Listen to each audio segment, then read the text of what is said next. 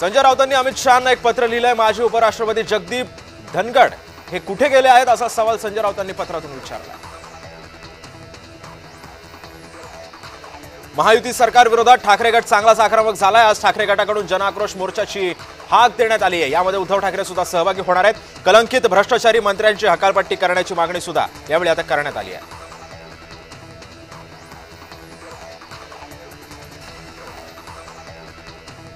कर्नाटक पाठोपाठ महाराष्ट्र निवडणूक आयोगाने राहुल गांधींना नोटीस बजावली आहे। मतचोरीच्या आरोपांवरती पुरावे मागितलेत।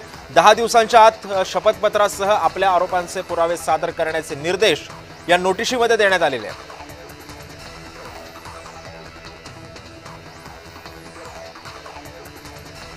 खासदार विशाल पाटलांचे खंदे समर्थक माजी नगरसेवक मनोज सरगर हे आज भाजपमध्ये प्रवेश करणार आहेत। रवींद्र चव्हाण आणि मंत्री चंद्रकांत पाटील यांच्या उपस्थितीमध्ये हा पक्ष प्रवेश पार पडणार आहे। मनोज सरगर यांचा भाजपमध्ये प्रवेश होणार आहे।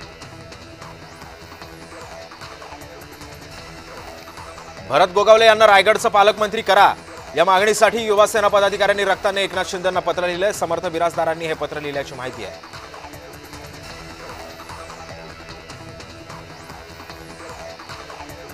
स्वातंत्र्य दिनानिमित्त कल्याण डोंबिवलीमध्ये चिकन आणि मटण शॉप बंद राहण्याचा निर्णय घेण्यात आलेला आहे। 14 ऑगस्टच्या मध्यरात्रीपासून 15 ऑगस्टच्या रात्री 12 वाजेपर्यंत ही बंदी लागू असणार आहे।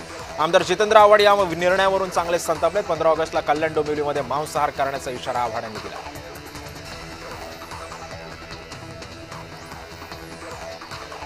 मंत्री गिरीश महाजन यांच्या जामनेर तालुक्यातील शिवरायांच्या पुतळ्याचं लोकार्पण झालंय। या कार्यक्रमाला केंद्रीय मंत्री रक्षा खडसे यांनी पाठ फिरवली आहे। जिल्ह्यामध्ये असून सुद्धा रक्षा खडसे न आल्यानं चर्चांना उधाण आलंय।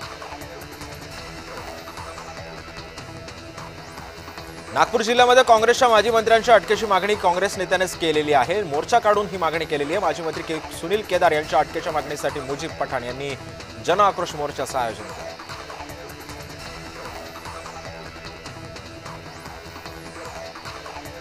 शिवसेनेकडून आज उत्तर महाराष्ट्र विभागीय